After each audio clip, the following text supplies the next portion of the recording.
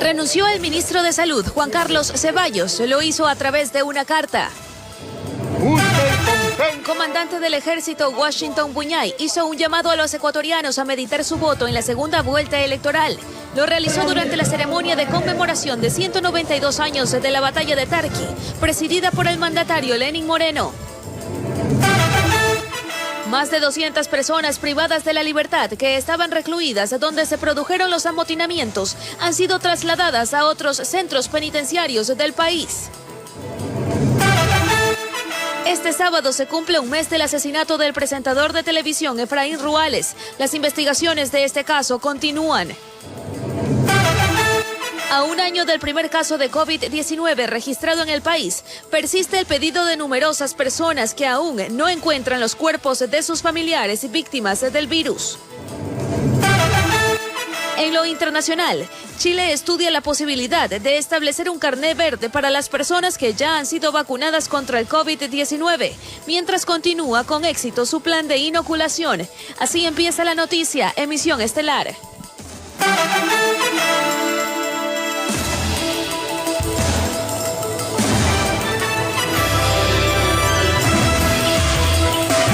Amigos, muy buenas noches y bienvenidos. Toda la información de actualidad de inmediato. Anali, ¿qué tal? Muy buenas noches. Adriana y amables televidentes, bienvenidos. Enseguida los detalles sobre la crisis carcelaria que enfrenta el país. Y para conocer los detalles nos enlazamos con nuestro compañero Charlie Pisa. Charlie, buenas noches. ¿En qué lugar del país te encuentras y novedades? Te escuchamos. Muchas gracias, Anali, Adriana y amigos televidentes. Así es, 22 horas con 2 minutos. Le mostramos lo que ocurre en el exterior del Centro de Privación de Libertad Zonal 8, aquí en Guayaquil. Terminamos la semana, afortunadamente, con calma. Ya no hay el mismo despliegue de la Policía Nacional, que se retiraron hace aproximadamente media hora unos 200 uniformados de este Centro de Privación de Libertad. Quienes ustedes ven es personal uniformado de la Fuerza Aérea Ecuatoriana, de las Fuerzas Armadas, que llegaron hace pocos minutos a relevar a los infantes de Marina que estuvieron toda la mañana y tarde en este sitio, también brindando la respectiva seguridad. Como ven, la vía Guayaquil-Daule está despejada. No hay personal de la CTE como ayer o hace 2 días que se registraron incidentes en ese lugar. El tráfico no hay congestionamiento y todo se desarrolla con total normalidad. No hay cierres de vía a esta hora, sí una leve llovizna y se pide conducir con precaución. Les vamos a mostrar imágenes de lo que ocurrió en la tarde de hoy, cuando el gobernador de Guayas solicitó una reunión, una mesa de seguridad dentro de esta cárcel para coordinar acciones y devolverle la tranquilidad a todos los pabellones. Eso fue aproximadamente a las 15 horas y duró hasta las 16 horas en que salió el funcionario y otras autoridades que llegaron hasta este sitio y no dieron ninguna declaración a la prensa. Total silencio por parte de ellos. En la tarde de hoy no se ha informado a qué acuerdos llegaron, qué inspecciones realizaron. Solo conocimos y realizamos también algunas tomas de la parte posterior de la cárcel, en el que se observan también a personal de Dinasegui de criminalística que realizaban inspecciones en galpones y áreas donde se registraron las lamentablemente imágenes que se difundieron de personas asesinadas, desmembradas, otras descuartizadas. Ya comenzaron a hacer algunas investigaciones y peritajes internos para especificar o saber quiénes estuvieron implicados en esas muertes violentas. También se comenzaron a reparar luminarias, cámaras de seguridad, sensores en las puertas y otros dispositivos que fueron dañados durante los amotinamientos. Y todo ese movimiento se registró la tarde de hoy. Pero durante el día y la noche de ayer, más de 200 personas privadas de la libertad fueron trasladadas a diferentes cárceles, con varios cuestionamientos de familiares y también funcionarios y autoridades de los sitios donde fueron llevados aquellos presos y trasladados para devolver la tranquilidad a esta cárcel, el Centro de Privación Regional Zonal 8. Nuestra compañera Adriana Peralta hizo una nota al respecto, la vemos a continuación. ¡Al piso! ¡Al piso, al piso, al piso! ¡Todo el mundo al piso!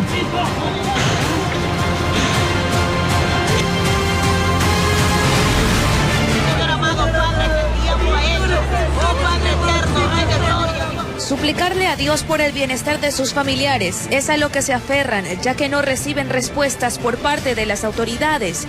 Señor amado, aquí estamos, Dios, como tú lo has pedido, Señor amado.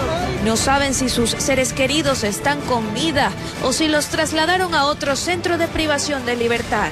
Que por favor salgan y nos digan a dónde mismos trasladaron a todos los reos que se llevaron ayer. Quiero saber si mi hermano y mi primo estaban ahí. A los primeros que cambiaron de reclusorio debido a los hechos violentos que dejan al menos 79 muertos en las cárceles del país, fue a un grupo de internos del Turi, en Cuenca, quienes llegaron este miércoles a la regional de Guayaquil. El SNAI ha señalado que se efectuó el traslado de más de 200 personas privadas de la libertad que se encontraban internas en los CPL, donde se produjeron los amotinamientos, hacia distintos centros de rehabilitación social del país con el fin de pacificar estos establecimientos. En cambio, desde este jueves, a determinados PPL del Centro Zonal 8 de la urbe porteña los llevaron hasta la cárcel del Cantón Babahoyo en la provincia de Los Ríos, lo que generó el descontento de los familiares de los presos de ese recinto. Los de Babahoyo son de Babahoyo. No tienes por qué venir aquí. ¿Por qué traerlos aquí? Aquí está tranquila la gente. Es cárcel pequeña para matarlos enseguida a ellos. No hay seguridad. Dice que en la cárcel no entra nada. En Guayaquil dice que es de máxima seguridad. ¿Cómo entra el machete? Y pistola, motosierra. Incluso el alcalde Carlos Germán manifestó su preocupación, ya que explicó que existe hacinamiento en la cárcel de esa localidad. Hago un llamado a las autoridades de gobierno con competencia en la materia, para que reconsideren su decisión y sean conscientes de que la cárcel de Babahoyo no presta las condiciones suficientes para recibir a más PPLs, peor aún, de ese nivel de peligrosidad. Las autoridades no han especificado hasta cuándo permanecerán los PPL removidos. Informó Adriana Peralta. Así es, y como dato adicional, la tarde de hoy se acercaron varios ciudadanos preguntando por sus familiares que fueron trasladados. No tenían información y pedían que las autoridades publiquen un listado y el sitio, la cárcel, la ciudad donde fueron trasladados, para ellos también acudir a esos sitios y tomar contacto con ellos. Mientras tanto, aquí la calma por ahora ha retornado al centro de reclusión de privación de libertad zonal 8 aquí en Guayaquil. Adriana, buenas noches. Sí, enhorabuena Charlie, que al parecer la situación está controlada ahí en la regional de Guayaquil. En todo caso, por favor, quédate atento y te volveremos a contactar si se registra alguna novedad. Ahora les quiero informar que armas cortopunzantes, licor artesanal, droga, dinero, entre otros elementos fueron encontrados en las celdas del Centro de Rehabilitación Social de Tulcán. Una requisa sorpresa permitió a la policía decomisar estos objetos. Se investiga cómo ingresaron a esa cárcel. Son momentos en los que el personal policial sale del centro carcelario de Tulcán luego de haber ingresado sorpresivamente a los diferentes pabellones en donde están asiladas más de 500 personas. Esto fue lo que se logró decomisar. La requisa se las ejecuta de manera sincronizada en horas y días indeterminados. Armas blancas, celulares, sustancias sujetas a fiscalización. Estos objetos son restringidos al interior del Centro de Rehabilitación Social, los cuales en este momento están siendo acopiados como evidencias. Las autoridades policiales investigan cómo este tipo de elementos llegan a manos de los internos. De manera semanal se desarrollan los operativos, sin embargo, buscan la forma de abastecerse de estos productos y elementos. Incluso fabrican artesanalmente muchos de ellos, como armas cortopunzantes y licor. Hay objetos artesanales que son fabricados por los internos.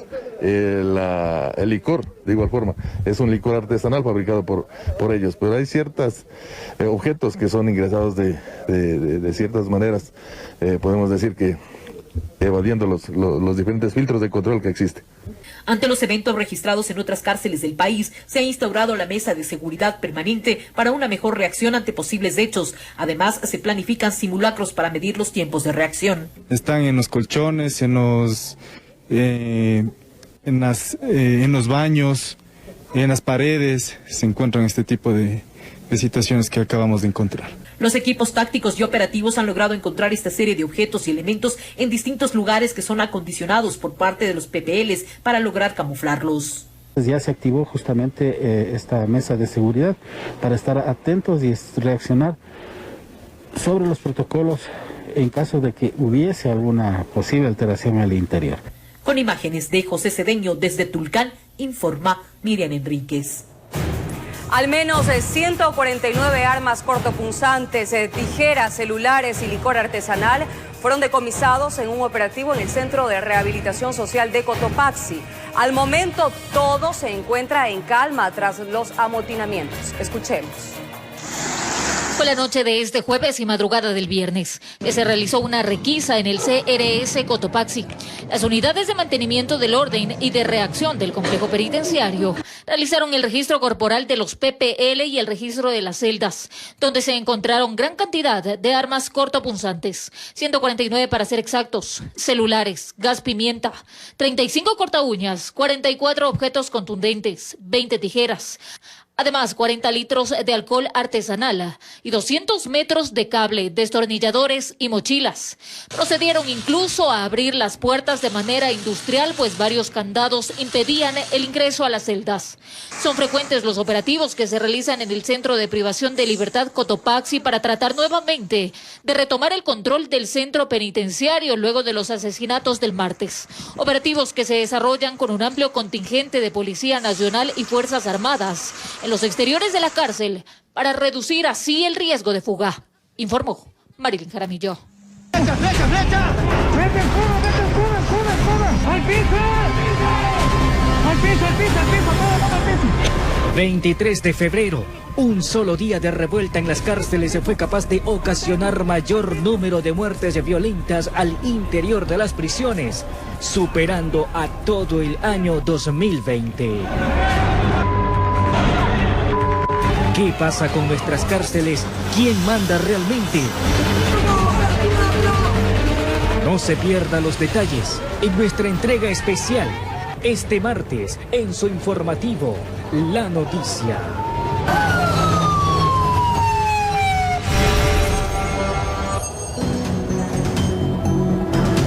Vamos a cambiar de tema. Diferentes organizaciones sociales e indígenas participaron en la marcha por la transparencia y democracia que partió desde el Parque El Arbolito hacia el Consejo Nacional Electoral. Yacu Pérez, candidato por Pachacuti, que se alista para acudir al Tribunal Contencioso Electoral en caso de recibir una negativa en el CNE.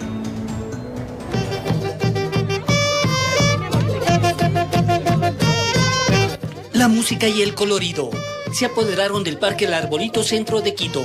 Hasta el lugar llegaron simpatizantes de Pachacuti y de varias organizaciones sociales e indígenas para ser parte de la marcha por la transparencia y democracia.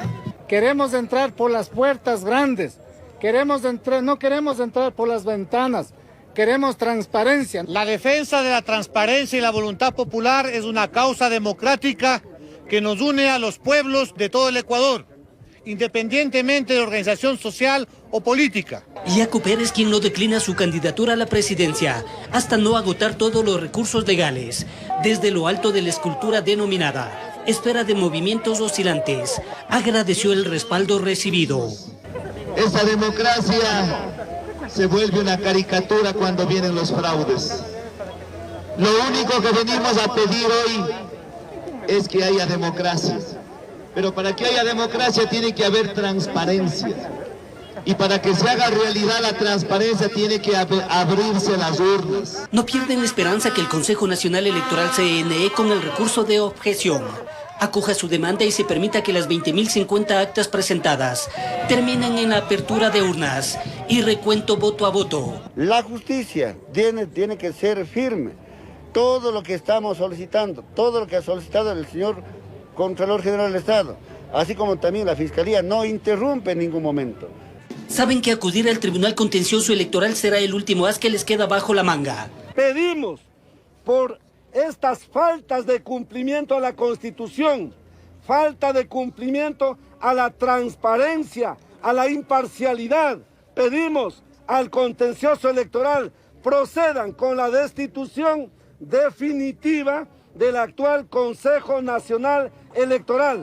Desde el Arbolito partieron hasta el CNE para, bajo la mirada de la fuerza pública, esperar el dictamen del organismo electoral, informó Héctor Romero.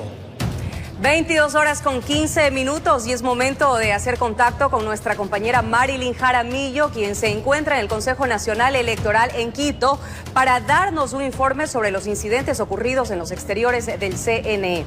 Marilyn, buenas noches, te escuchamos, adelante. ¿Qué tal, Ana y amigos televidentes? Muy buenas noches. Así es, cuando son las 22 horas con 15 minutos, nosotros nos encontramos aquí en los exteriores del Consejo Nacional Electoral para darles a conocer mayores detalles. Y es que hasta hace pocos minutos terminó de sesionar el pleno del CNE y con 4 votos a favor y 1 abstención, aprobaron de manera parcial el pedido de Pachacuti, que la organización política pues habría presentado al menos 20.534 actas con supuestas inconsistencias. De esas actas, 11.000 correspondían a asambleístas o parlamentarios andinos, mientras que 9.000 actas correspondían al binomio presidencial. Muchas de esas actas pues no presentaban inconsistencias numéricas y estaban repetidas. Esta información es muy importante porque hasta hace pocos minutos el pleno del CNE aprobó el recuento de 31 actas. Repetimos, el recuento de 31 actas de la organización política Pachacuti. Recuento que se realizará en algunas mesas de Azuay, Cañar, Carchi, Cotopaxi, Esmeraldas, Los Ríos, Pichincha y Santo Domingo.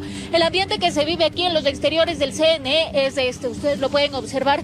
En este momento existe un grupo de simpatizantes del candidato de Pachacuti aquí en los exteriores del CNE. Ellos han permanecido aquí prácticamente todo el día, tienen banderas, tienen pancartas, también tienen tambores, bubucelas, con las que les han permitido levantar su voz exigiendo un reconteo de votos.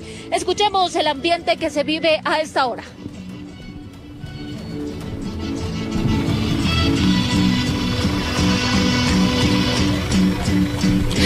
Así es, a eso de las 6 de la tarde, 7 de la noche, también se registraron enfrentamientos entre los manifestantes y la policía. Por un lado, pues intentaron quitar las vallas de seguridad y efectivamente las retiraron. Y por otro lado, pues los uniformados respondieron con gas. Los policías también, para disuadirlos, lanzaron agua y 2 bombas Strum. De su lado, los manifestantes respondieron y lanzaron piedras y botellas. Pueden ver ustedes, hay un fuerte control policial. Las instalaciones del CNE están cercadas una cuadra a la redonda. Se pide a la ciudadanía tomar vías alternas. Hay militares también en el interior del organismo para controlar cualquier situación.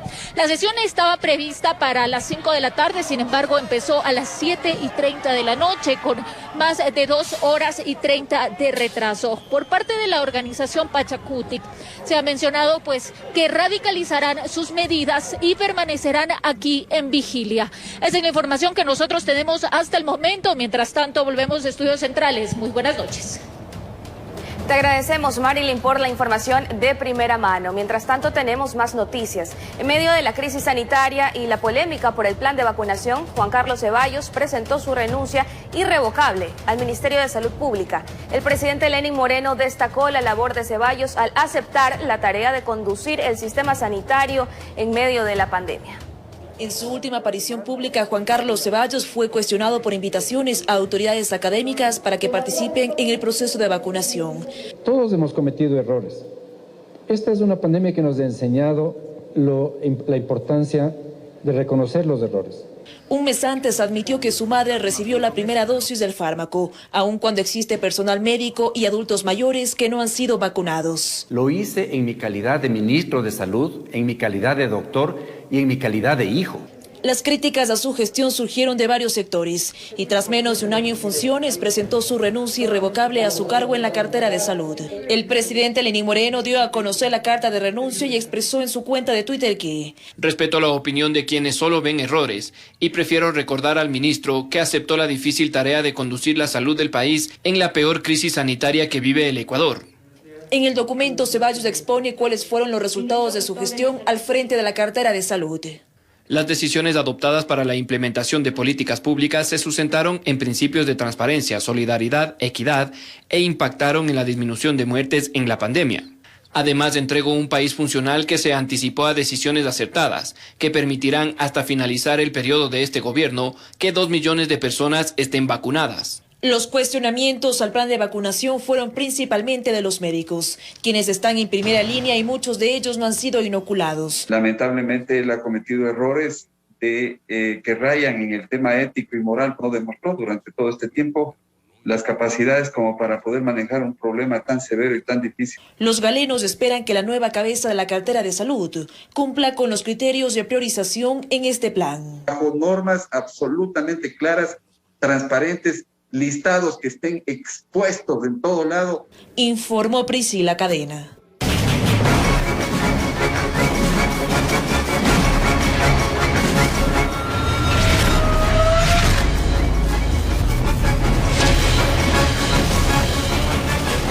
En menos de 24 horas, la policía incautó 2.4 toneladas de cocaína en 3 operativos antinarcóticos ejecutados en Manta y Guayaquil.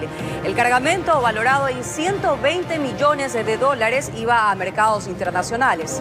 En total, 9 personas, entre ecuatorianos y colombianos, fueron detenidos.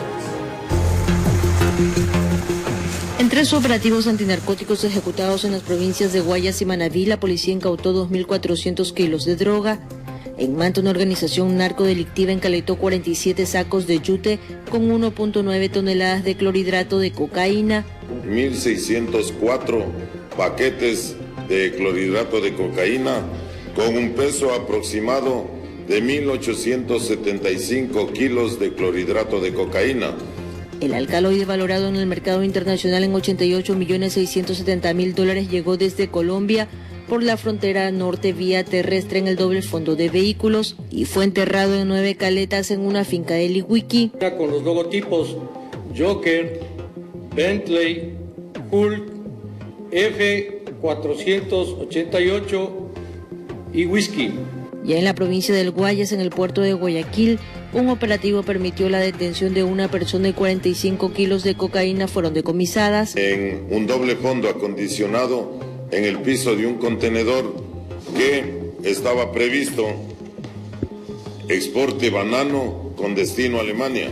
En ese mismo puerto, en un contenedor que iba hacia Guatemala, se decomisó 454 paquetes con cocaína.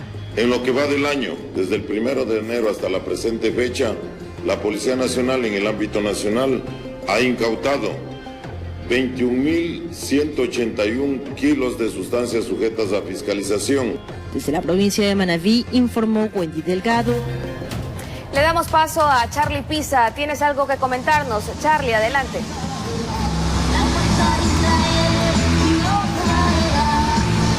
Así es, solo como dato adicional mencionarles que según el Servicio Nacional de Integral de Personas Privadas de la Libertad, SNAI, hace pocas horas difundió un comunicado en que el reemplazo del coronel en servicio pasivo, Orlando Jacome, quien renunció luego de amenazas difundidas en comunicados que dejaron en los exteriores de medios de comunicación y videos, ya tiene una persona quien está en ese cargo y se trata del máster en Ciencias Políticas y Administración Pública, Fernando Sánchez Cobo, quien desde ahora ocupa el cargo de subdirector de esa institución gubernamental. Adelante, compañeras. Bueno, muchísimas gracias por tus acotaciones, Charlie. Un abrazo. Nos vemos después. Tenemos más noticias. Este sábado se cumple un mes del asesinato del presentador de televisión Efraín Ruales. Hasta el momento hay varias personas detenidas. En este caso, mientras continúan las investigaciones para aclarar las razones de este crimen y determinar, por supuesto, responsabilidades.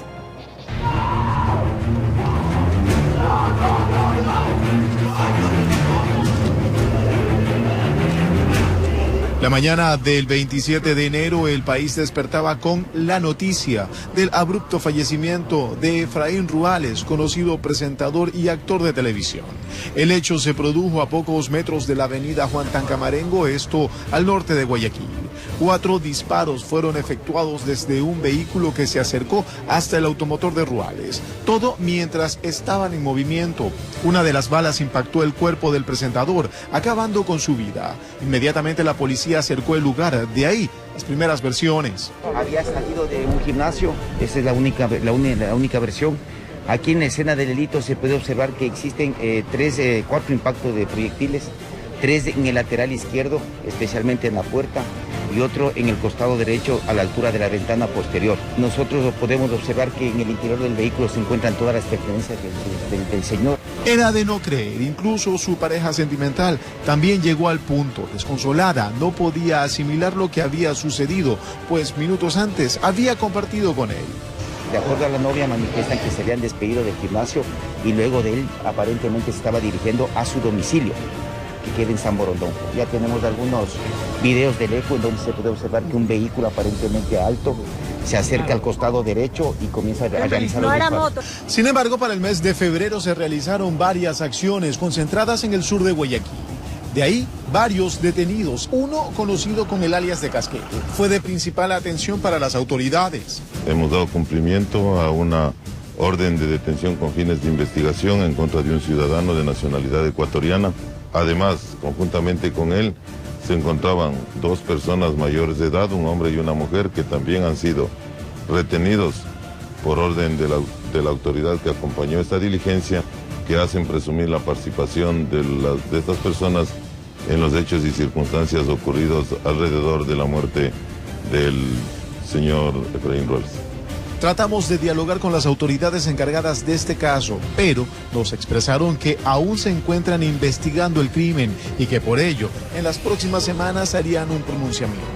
Ante un hecho de sangre que afectó a toda una familia y dejó perplejo al país entero, informó Julio César Saona. 2 personas murieron en un aparatoso accidente de tránsito entre un bus y un auto en la vía Juján Tres Postes en la provincia del Guayas. Otras 2 personas resultaron heridas, entre ellas un menor de 8 años, quien fue rescatado entre los hierros retorcidos del vehículo destrozado. Hay tráfico aquí por un accidente. El accidente se suscitó entre 2 vehículos, uno particular y otro de transportación pública, en la vía Tres Postes Juján. Todo se dio pasadas las 11 de la mañana y según expresó la Comisión de Tránsito del Ecuador, el exceso de velocidad habría derivado al fatal hecho. Al momento tenemos un choque frontal, pérdida de carril y estrellamiento. Un auto Aveo Emotion de color rojo y la cooperativa FBI Disco 6. La señora, loco. Sí, la señora está muerta. ¿Ah? La señora está muerta. Aquí está un niñito. De ahí que se hace el recuento de los daños, asegurando que 2 personas fallecieron, el conductor y su acompañante. Sin embargo, milagrosamente, un pequeño de 8 años de edad, quien estaba en la parte trasera del vehículo, sobrevivió. 4 adultos y un menor de edad. Fallecen 2 adultos, sí. ¿Conductor incluido? Positivo, conductor incluido. El automotor fue trasladado hasta los patios de la CTE y con esto inician las investigaciones de un nuevo fatal accidente en las vías del país, informó Julio César Saona. Dictan prisión preventiva para Cristian A. por el delito de muerte culposa tras ser acusado de haber atropellado al ciclista Santiago Jaramillo en agosto del año pasado en la vía a San Borondón. A las 10 en punto de la mañana de este viernes 26 de febrero se instaló la audiencia de formulación de cargos en contra de Cristian A., identificado como sospechoso de la muerte de Santiago Jaramillo, ciclista atropellado el 17 de agosto de 2020 en la vía San Borondón. La resolución de la jueza, después de casi 2 horas de alegatos, fue la de acogerse al pedido de la Fiscalía de San Borondón sobre dictar prisión preventiva para el acusado. Así también determinó la prohibición de enajenar el vehículo involucrado en el accidente. Nos sentimos aliviados de que ya le hayan podido dictar prisión preventiva a esa persona que creía que se iba a salir con la suya. Nosotros aquí estamos, no le podría explicar todo lo que estamos sintiendo, pero nos sentimos contentos al momento de que ya se lo pueda capturar. El abogado del acusado, quien participó vía telemática junto a su defendido debido a que presenta síntomas de COVID-19, solicitó a la jueza se aplique un procedimiento abreviado, es decir, que su representado pudiera aceptar la culpa sin dictar aún prisión preventiva debido a la crisis carcelaria registrada estos últimos días. Sin embargo, jurídicamente esto no es posible. Por lo general, el procedimiento abreviado siempre lo pide la persona que está detenida para cogerse una rebaja de la pena. Es ilógico que una persona pida este tipo de procedimiento, que una persona que está en libertad. No. Consideramos que fue una estrategia de la defensa para dilatar el proceso. La jueza formuló cargos por el delito de muerte culposa, lo cual podría derivar en una pena de 3 a 5 años de prisión. Mientras tanto, familiares y amigos de Santiago Jaramillo sienten que finalmente se hizo justicia, aunque el dolor que los embarga seguirá latente. Nosotros siempre hemos creído que se va a hacer justicia y se está haciendo justicia. No vamos a perder el interés que hemos tenido, la viada que hemos tenido nosotros para buscar la justicia para mi hijo. Perder a mi hijo, mi único hijo, ha sido lo peor. No hay día en que yo no llore, porque ya no lo tengo. Nunca más lo voy a tener. Informó Celeste Dueñas.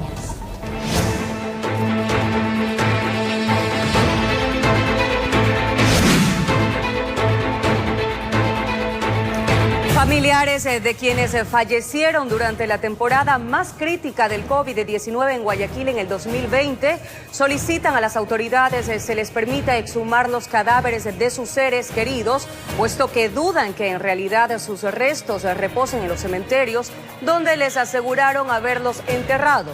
Todo esto al cumplirse un año de la pandemia. Informar que tenemos el primer caso confirmado de coronavirus en el Ecuador.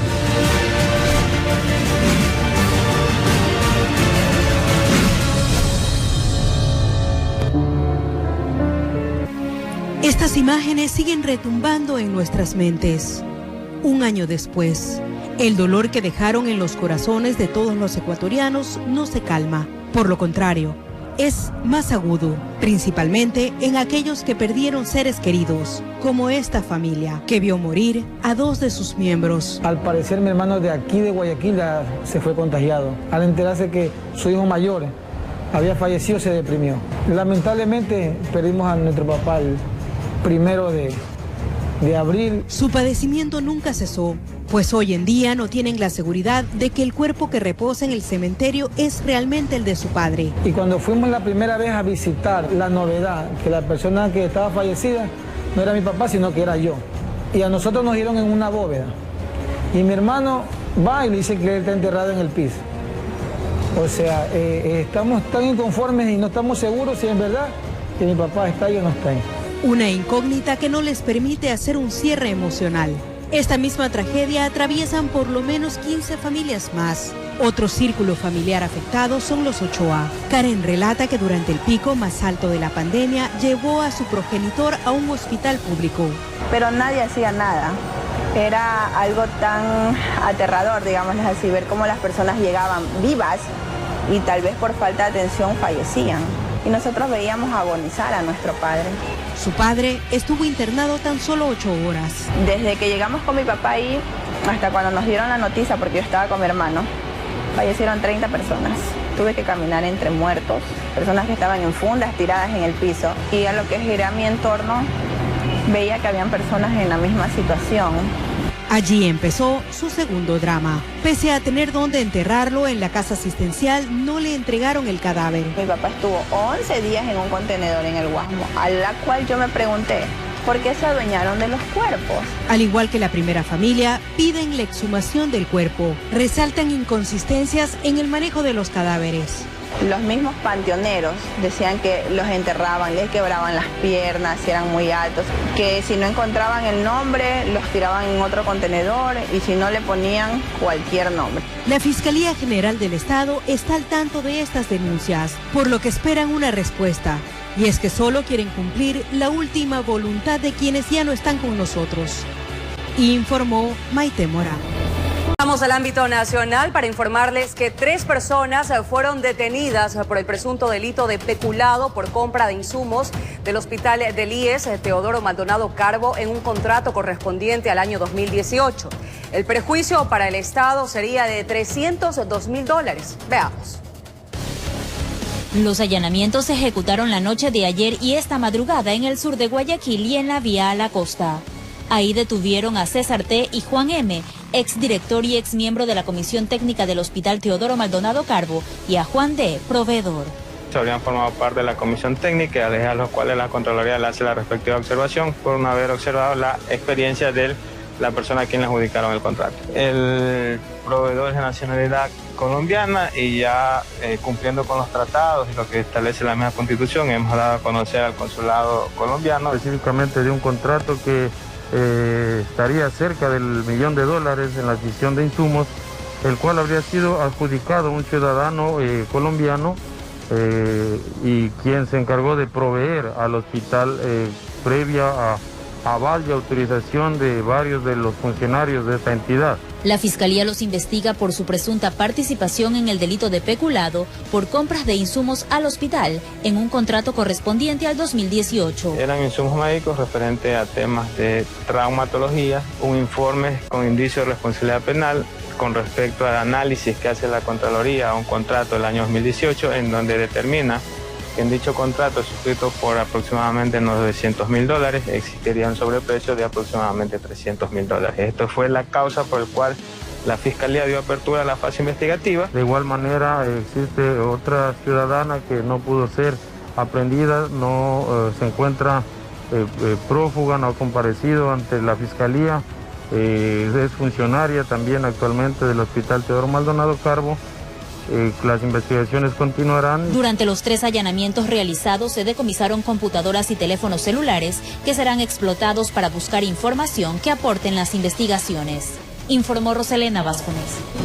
El ejército ecuatoriano conmemoró 192 años de la batalla de Tarqui. La ceremonia militar estuvo presidida por el primer mandatario Lenín Moreno. El comandante de la Fuerza Terrestre hizo un llamado a los ecuatorianos a meditar su voto en la segunda vuelta electoral. Una imponente ceremonia militar para conmemorar el Día del Ejército, Día del Civismo y Día de la Unidad Nacional. Antes de los discursos vinieron las condecoraciones y reconocimientos e imposición al mérito en el grado de Gran Cruz a los estandartes de los hospitales del Ejército por su contribución en la lucha contra la COVID-19. Gracias por atender al pueblo con profesionalismo, con dedicación, con cariño. La violencia en las cárceles que ha dejado 81 PPL muertos fue parte de la intervención del primer mandatario. Habló de rivalidades relacionadas a grupos narcodelictivos. El país tiene este otro enemigo que pretende romper la paz que tanto amamos los ecuatorianos. Por supuesto, no lo vamos a permitir. Agradeció a las Fuerzas Armadas por ser parte de los operativos para recuperar la paz y tranquilidad en los centros carcelarios. Que con su presencia dan tranquilidad, dan seguridad a nuestros ciudadanos. Una ceremonia con pocos invitados y con la presencia de la alta cúpula militar. Aquí el comandante del ejército, Washington Buñay, pidió a los ecuatorianos a meditar su voto el próximo 11 de abril. Busquen consensos, llamando a unirse para derrotar la corrupción, a unirse para tener una patria libre y soberana. Que las Fuerzas Armadas están para garantizar la democracia y la voluntad popular. Esto a propósito que el domingo 11 de abril los ecuatorianos designarán al nuevo presidente de la República. Una patria sin autoritarismo, sin demagogia, donde prime la justicia, la verdad, la honestidad, el diálogo y el consenso como únicos mecanismos para llegar a la cúspide. En Quito informó Iván Casamen. Ahora tenemos una nota luctuosa. Ha fallecido en la ciudad de Guayaquil el reconocido abogado Javier Miguel Coronel Zambrano, licenciado en Ciencias Políticas y máster en Derecho Constitucional. RTS y La Noticia expresan su más profunda nota de pesar a su esposa, la señora Yolanda Florencia Ayala, y a sus hijos Juan Pablo Carrera Florencia y María José Coronel Florencia. Sus restos están siendo velados en la Sala 1 de la Junta de Beneficencia de Guayaquil. Paz en la tumba del abogado Javier Miguel Coronel Zambrano. Así es, y de esta manera finalizamos. Gracias, como siempre, por preferirnos. Un excelente fin de semana. Un abrazo para todos.